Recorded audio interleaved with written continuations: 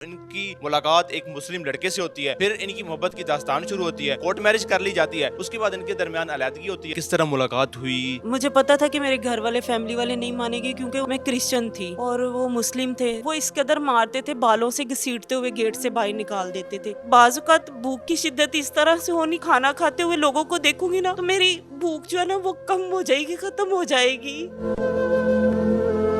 وہ میرے سامنے ہی میرے کمرے میں بیڈ پہ لا کے لڑکیوں کو بٹھا کے مجھے ہی کہتا تھا جا ہمارے لیے چائے بنا کے لا۔ روکنا تو مارنا، بہت زیادہ مارنا، کہنا تم اس کے پاؤں کی جوتی کے برابر ہو۔ میں اس کی اتنی فرما بردار بیوی تھی، جب اس نے جانا میں نے اس کے جوتوں کو سینے سے لگا کے رونا۔ میں نے کہنا آپ کو پتہ نہیں میں آپ سے کتنی محبت کرتی ہوں۔ پیسے آنے، ان کے اکاؤنٹ میں آنے، جانا تو کچھ پیسے بھی نہ دے کے جانے۔ اگر کوئی ضرورت پیش آنی کہنا اچھا میرا فلان دوست آ رہا ہے گیٹ پہ، وہ پیسے دے گا تمہیں۔ غصے سے نا میں ایسے بیٹھی، میرے تکیہ تھا اس کو ایسے کھینچا، وہ پیچھے جا کے سر لگا اور سٹیچ کھل گئے اور وہ چھوڑ کے چلا گیا۔ میں اتنا پردہ کرتی ہوں، اس قدر مجبور تھی کہ یقین کرے میں اس لڑکے سے بھی پٹی کروانے کے لیے تیار ہو گئی۔ السلام علیکم ناظرین، نیو پلس میں خوش آمدید ناظرین۔ میرے ساتھ موجود ہیں عائشہ منور، جن کی پیدائش جو ہے وہ ایک مسیحی خاندان میں ہوتی ہے۔ جب یہ اپنے اسکول کے دور میں ہوتی ہیں تو ان کی ملاقات ایک مسلم لڑکے سے ہوتی ہے، پھر ان کی محبت کی داستان شروع ہوتی ہے۔ اور یہ جو محبت کی داستان تھی، نہ ان کے گھر والے قبول کرتے ہیں نہ لڑکی کے گھر والے قبول کرتے ہیں۔ آخر کار یہ فیصلہ کرتے ہیں اور کورٹ میرج کر لی جاتی ہے۔ کورٹ میرج کرنے کے بعد کافی مشکلات جو ہیں ان کے سامنے آتی ہیں۔ آخر کار لڑکا جو ہے اپنے گھر والوں کو منا لیتا ہے۔ گھر والوں کو منانے کے بعد جو ہے یہ ایک فیملی کی صورت میں ایک گھر میں رہنا شروع کر دیتے ہیں۔ اس کے بعد ان کا شوہر اور یہ ایک آن لائن کام شروع کرتے ہیں، اپنے گھر کے اندر آئل کی پروڈکٹ شروع کرتے ہیں اور اسی کو سیل کرنا شروع کر دیتے ہیں، اور پھر وہاں سے لاکھوں روپے کماتے بھی ہیں۔ اور کئی ملازمین بھی انہوں نے رکھے ہوتے ہیں جن کو 60 70 ہزار اور اس سے بھی زیادہ کی تنخواہیں دی جاتی ہیں۔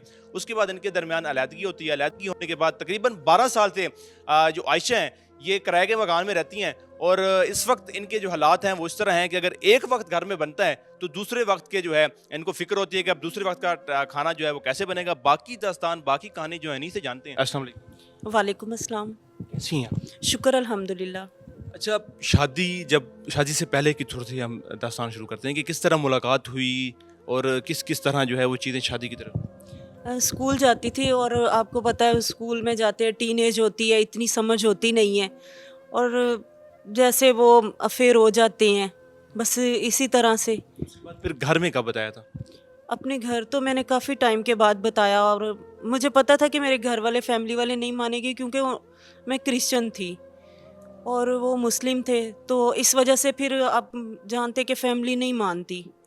پھر ہم نے یہ ڈیسائیڈ کیا کہ ہم نا گھر سے بھاگ کر کورٹ میرج کر لیتے ہیں، تو وہ گھر سے بھاگ کر کورٹ میرج کر لی۔ پھر کورٹ میرج کرنے سے جو میرے والدین تھے، بہن بھائی، سب رشتہ دار، وہ سب جو تھا وہ تو ختم ہو گیا ادھر ہی۔ جب گھر سے باہر نکلی تو وہ سب ختم ہو گیا۔ پھر کافی ٹائم تک باہر رہے۔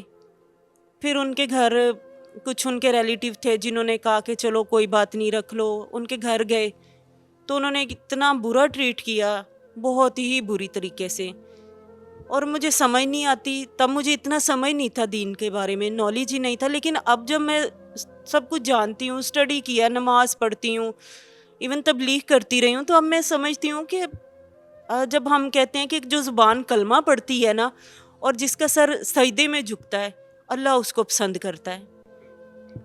تو جب کس طرح کی مشکلات تھی، کس طرح ٹریٹ کیا جاتا تھا؟ جیسے کسی گاؤں سے کوئی بچہ لے کر آتے ہیں نا ملازم، اور آپ نے بڑی وہ سٹوریاں بھی دیکھی ہوں گی ان کے ساتھ کس طرح سے مارتے ہیں، اور یہ وہ بس یہ تھا کہ وہ میرے جوڑ وغیرہ نہیں توڑے انہوں نے، مارتے سب کچھ وہ اس قدر مارتے تھے، بالوں سے گھسیٹتے ہوئے گیٹ سے باہر نکال دیتے تھے، اور جو فیملی والے تھے مجھے گھر کے باہر کھڑا کر دیتے ہوتے تھے، کہتے تھے اب اندر نہیں آنا گھر کے تم نے۔ اور جو ہسبینڈ تھا وہ ان کے پیچھے لگ کے مارتا تھا، بہت زیادہ مارتا تھا، ایون کہ لوگ چھتوں پہ ادھر ادھر چڑھ کے نا دیواروں پہ دیکھتے ہوتے تھے، اس قدر مارتے تھے۔ اس کے بعد بزنس شروع کیا، وہ کیسے؟ ظاہر ہے اب اتنی مشکلات تھی اس کے اندر، پھر بزنس کا کیسے؟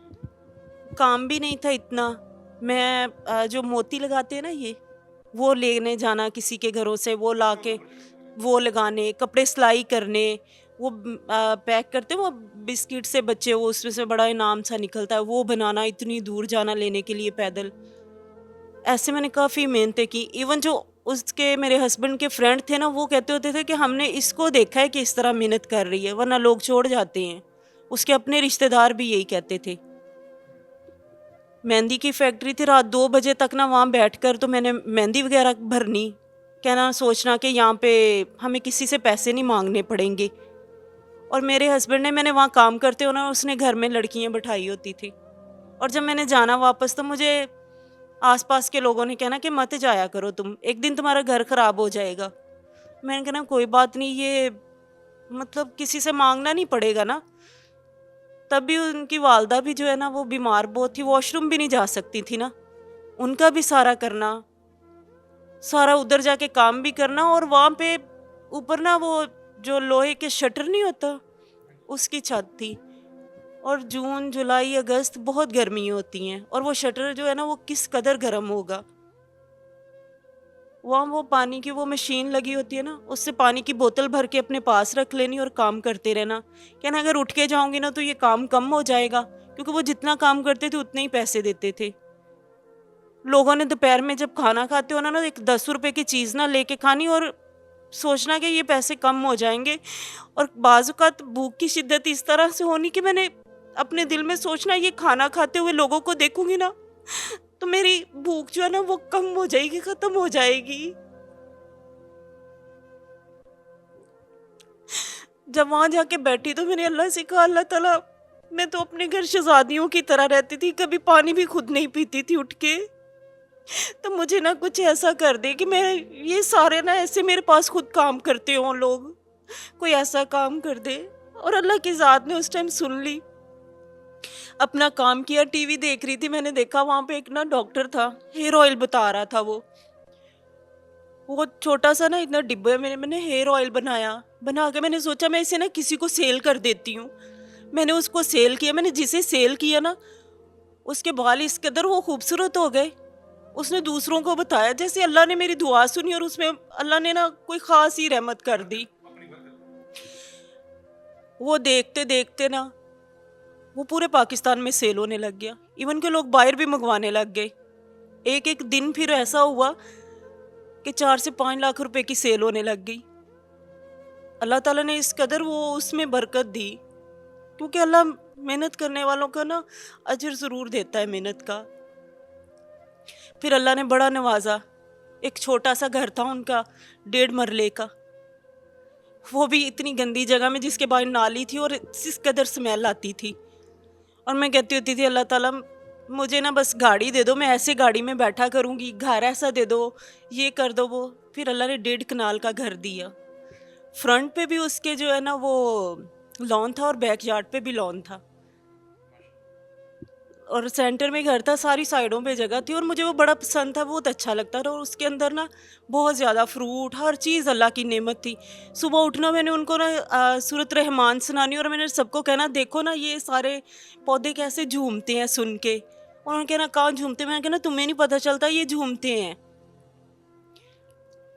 پھر جب اللہ سب کچھ دیتا ہے نا تو ساتھ میں آزمائش بھی دے دیتا ہے. اور مجھے لگتا ہے کہ عورت سے زیادہ آزمائش جو ہے نا خوبصورت اور کوئی نہیں ہو سکتی، کیونکہ وہ ایسی آزمائش ہے اس میں سے چند ہی لوگ بچ سکتے ہیں. کام میں نے کرنا، پھر ہم نے الحمدللہ اتنے لوگ بھی وہاں پہ اپنے پاس لڑکیاں رکھی، لڑکے رکھے کام کرنے کے لیے. ہماری سٹی میں سب سے پہلے آن لائن کام کرنے والے ہم لوگ تھے. پھر اس کے بعد بے شمار لوگوں نے کیا، گاڑیاں خریدی، اللہ نے سارا کچھ دیا. لوگوں کے مہینے بھی لگائے، لوگوں کی بیٹیوں کی شادیاں کی. رمضان کے مہینے میں لوگوں کو راشن، پیسے، جو بھی اللہ نے توفیق دی، سب کچھ کیا. پھر وہ باہر جانے لگے لڑکیوں کے پیچھے. ہمارے گھر میں کام کرنے والی آنی، ان کو نہ بخشنا. ایون میں نے انسٹیٹیوٹ بنایا، انہوں نے ادھر بھی نہیں بخشا. میرے گھر میں ہی بیٹھی ہوئی ملازم میرے سامنے میرے ہی شوہر سے نا فون پہ ہیلو جانو کیسے ہو، میرے سامنے بیٹھی کہہ رہی. آپ کا وہ ایک بیوی تھی، ایک بیوی کا خوف ڈر ہوتا ہے کہ میں اپنی بیگم کے سامنے ایسے حرکتیں کر رہا ہوں، تو ایسا کچھ نہیں تھا؟ جب نا میں جتنی بھی اور بھی لوگ دیکھیں گے نا جو بھی میرا انٹرویو، تو میں ان ساری لڑکیوں کو کہوں گی کہ اس لڑکی کی کوئی عزت رسپیکٹ نہیں ہوتی جس کے پیچھے اس کے والدین یا بہن بھائی نہیں ہوتے. جس کے پیچھے اس کے بھائی ہوتے نا انہی کی عزت رسپیکٹ ہوتی ہے. ورنہ آپ کو وہ वो मेरे सामने ही मेरे कमरे में बेड पे ला के लड़कियों को बिठा के मुझे ही कहता था जा हमारे लिए चाय बना के ला। मेरे सामने ही बैठे लड़कियों की तस्वीर अपने मोबाइल में बना लेनी। किस तरह की लड़कियां थी जो आती थी, वो जो किराए पे मिलती हैं या? आम जैसे घरों में होती है, मिडिल क्लास, जिन्हें पैसे की बहुत लालच होती, चीज़ों के लालच होते हैं, जिन्हें पता नहीं क्यों ऐसे करती हैं, सोचती नहीं है। फिर लड़कियां बाहर जाना, उनको लेके होटलों में चले जाना और आके कहना मैं उस होटल में गया था, वहाँ पर ना एक रात का 50,000 किराया था और मैं 2 दिन वहाँ रहा। मैंने कहना कि अल्लाह नहीं पसंद करता इन बातों को, आप गलत करते हैं। रोकना तो मारना, बहुत ज़्यादा मारना। लैदगी का कैसे फैसला हुआ, किस तरह लैदगी? मैं बेड पे लेटे होना, मेरे सामने ही बेड के साथ चेयर रख के लड़कियों से गलत एक्टिविटी। मुझे कहना हर लड़की को देख के, अगर मैंने कहना माय फुट, कहना तुम इसके पाँव की जूती के बराबर हो, इसके पाँव की जूती जो है ना वो भी तुमसे अच्छी है। और मैं उसकी इतनी फर्माबरदार बीवी थी, जब उसने जाना मैंने उसके जूतों को सीने से लगा के रोना। मैंने कहना आपको पता नहीं मैं आपसे कितनी मोहब्बत करती हूँ। उसकी माँ ने बैठे होना, उसने चले जाना, मैंने उसकी खिदमत करते रहना, उसकी बहनों की इतनी खिदमत की। कोई इस तरह किसी की भी खिदमत नहीं करता। इतनी स्ट्रगल, इतना सब कुछ करके भी पैसे आने, उनके अकाउंट में आने, जाना तो कुछ पैसे भी ना दे के जाने। अगर कोई ज़रूरत पेश आनी, कहना अच्छा मेरा फलान दोस्त आ रहा है गेट पे, वो पैसे देगा तुम्हें, वो पैसे दे के चला जाएगा। रात रात बैठे काम करते रहना। और बाहर लड़कियों से जब अल्लाह ने गाड़ियाँ हर चीज़ दी, कहते तो इस गाड़ी में बैठने के काबिल नहीं है, तेरा मुंह ऐसा नहीं कि तू इन गाड़ियों में बैठ सके।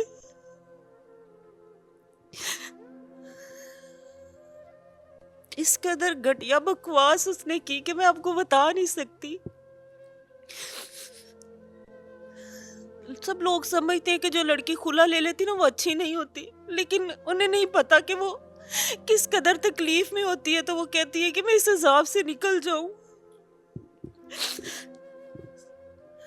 फिर उसके बाद आपने खुला का फैसला किया? फिर वो आता ही नहीं था, घर ही नहीं आता था। अगर बीमार हो जाना मैंने तो मुझे नींद की गोली ला के दे देनी। एक बार मैं 5 दिन तक मेरी वॉमिटिंग ना रुकी तो मुझे नींद के टैबलेट ला के दे दिए कि तू खा के ना सो जाएगी और दोबारा तू हाय नहीं कहेगी या तो मुझे कॉल नहीं करके बुलाएगी। और कोई भी नहीं घर में, मैं अकेली उस घर में। शादी कर ली। मैंने कहा कि अगर शादी करनी ना, मैं पाँव में ऐसे बैठी उनके, मैंने कहा करनी ना शादी, मैं जेवर ले लो, मैं खुद आपकी शादी करवा देती हूँ, लेकिन एक घर में ना ऊपर नीचे रह ले, मुझे कभी आपसे कोई वास्ता नहीं होगा, मैं आपको कभी कुछ तंग नहीं करूंगी, कुछ नहीं कहूंगी, चुप करके ना काम करती रहूंगी।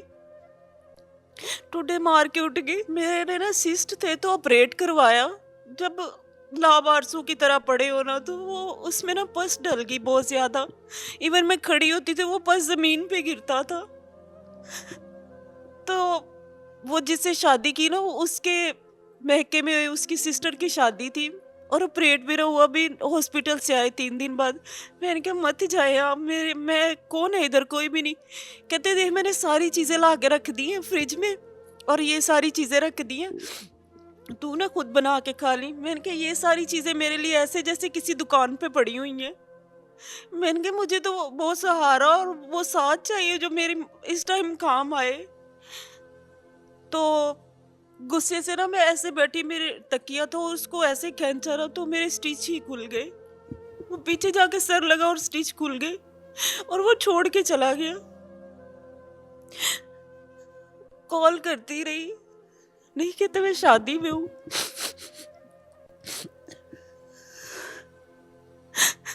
वहां पे काम करने वाली थी, मैंने उसको बुलाया, कहती मुझे पहले बुला लेना था। मैंने कॉल की, मैंने कहा मेरे बड़ी तकलीफ है और ना मेरा जख्म बहुत ज़्यादा ख़राब हो गया, ऊपर पट्टी है, पानी निकल रहा है, सारा बहुत ख़राब है, किसी को बुला दे, वो ना यहाँ पट्टी फिर उससे करवा लेती। मुझे जवाब ही नहीं दिया। शाम के 7 बज गए, कोई जवाब नहीं दिया। फिर मैंने उसे कहा जाओ यहाँ से किसी डॉक्टर को ना किसी को बुला के लेके आओ। वो पास हॉस्पिटल था, वहाँ से लड़के को बुला के लेके आई।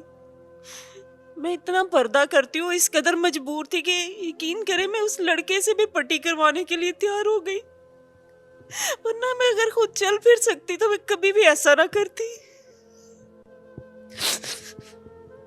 उसे कॉल करती रही, नहीं आया। मैंने कहा मुझे भूख लगी हुई है, रात से देखे मैंने एक वो कप जो है ना दूध का पिया हुआ है। कहते मैं अभी जा रहा हूँ शेव करवाने के लिए, मैंने शादी पे जाना, मैं शेव करवा के 4 बजे वापस आऊंगा, फिर आके तुम्हें कुछ दूंगा। और मैं वहाँ लावारसों की तरह पड़ी हुई। मैं ना सारे जो भी कोई ना, मैं उनसे यही कहूँगी कुछ भी नहीं ये सब होता। हाँ कोई पसंद आ जाए ना, अपने माँ बाप को कहो, माँ बाप शादी कर दें, पीछे तुम्हारे सपोर्ट रहे, खुद से फैसला ना करो, कुछ भी नहीं ये। और उन लड़कियों से भी मैं रिक्वेस्ट करूंगी जो ना किसी के बसे बसाए घर उजाड़ देती हैं, रहम किया करो उन पे। बड़ी तकलीफ होती है जब घर बसे उजड़ जाते हैं। अच्छा, अब तकरीबन 6-7 साल से आप अकेले ही सरवाइव कर रही हैं, क्योंकि ज़ाहिर है घर वाले भी अब आपको एक्सेप्ट नहीं कर रहे, तो अब किस तरह के हालात हैं, किस तरह से चीज़ों को फेस? पहले और काम कर रही थी अपना ऑनलाइन, घर भी रेंट पे है, ठीक था। लेकिन वो अकेली औरत तो औरत ही होती है ना, वो कितना स्ट्रगल कर सकती है जब तक किसी का साथ में सपोर्ट ना हो। अपना काम कर रही थी, आहिस्ता आहिस्ता वो कुछ चीज़ें भी सेल करती रही। अब वो काम भी इतना नहीं रहा, घर भी रेंट पे है। और जब ये हर महीने रेंट देना होता है ना, और मुझे ये फिक्र पड़ती है कि अगर मेरे सर पे छत भी ना रही तो मैं कहाँ जाऊंगी। यहाँ पे तो वो नहीं महफूज है जिनके साथ महरम है, मेरे साथ तो कोई भी नहीं है। काम कर रही थी, वो काम आहिस्ता आहिस्ता सब खत्म होता जा रहा है। मतलब मेरे पास उतनी इन्वेस्ट ही नहीं थी, उसकी क्वालिटी खराब हो गई। वो मेरी मजबूरी हो गई ना, चीज़ों की क्वालिटी खराब हो गई, वो सब खत्म हो रहा है। मैं चाह रही थी कि मेरी ना बस लोग हेल्प कर दे ताकि मैं अपना काम दोबारा से कर सकूं। काम शुरू करने के लिए कितनी आपको इमदाद की ज़रूरत है? मुझे 7-8 लाख रुपया चाहिए, और मुझे 7-8 लाख रुपए से मैं अपने अच्छे से काम कर सकती हूँ। मुझे ये भी नहीं कि पैसे दें, अगर हेल्प कर सकते हैं लोग तो मुझे वो, मैं चीज़ें बता देती हूँ, वो चीज़ें ले दें मुझे, मैं ताकि उससे अपना काम कर। क्या किन चीज़ों पे? उसमें कुछ ऑयल वगैरह होंगे, कुछ प्रोडक्ट होगी, कुछ जैसे खाली बोटल्स वगैरह, उनकी पैकिंग होगी, इस तरह की चीज़ें चाहिए मुझे। अच्छा, बाकी वो जो एक होम फैक्ट्रीज को कहा जाता है, छोटी सी जो घर में चीज़ें बनाती है, वो मौजूद हैं आपके पास? वो सब कुछ है मेरे पास, वो चीज़ें हैं मेरे पास, लेकिन मैं वो चीज़ें अब इस डर से नहीं चलाती कि मैं इनका बिल कहाँ से पे करूँगी। कितना रेंट अभी घर का देना? उसका रेंट है 18,000 पे। मेरे साथ में पहले एक थी, वो लड़की थी, उसके 2 बच्चे थे, वो साथ में रह रही थी। फिर वो कुछ ठीक नहीं था तो वो वहाँ से मूव कर गई।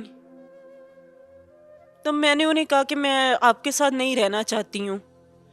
उनके बच्चे रहते थे, वो काम करती थी डाइवो पे ना, तो वो फिर आती थी, तो उनके साथ फिर किसी न किसी ने होना, तो मैं अकेली रहती हूँ। और मैं अल्लाह से यही कहती हूँ शान से जी हूँ तो शान से इस दुनिया से चली जाऊँ, ताकि मैं इज्जत बरकरार रहे मेरी।